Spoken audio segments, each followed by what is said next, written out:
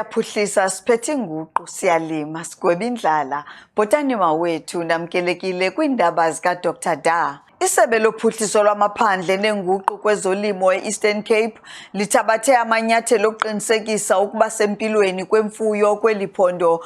Urhulumente ubhengeze izicwangciso ezintsha zokukhusela izilwanyana kwizifo ezifana nesenyebethu nesochwane esithande ukuba ngumngeni omandla kumafama.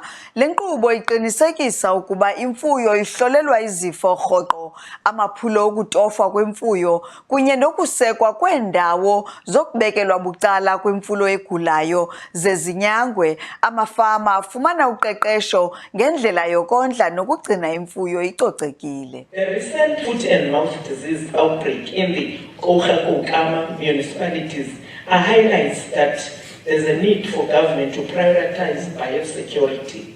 A robust biosecurity plan will be implemented in the province to protect farmers and the export industry, which suffered a loss during this period.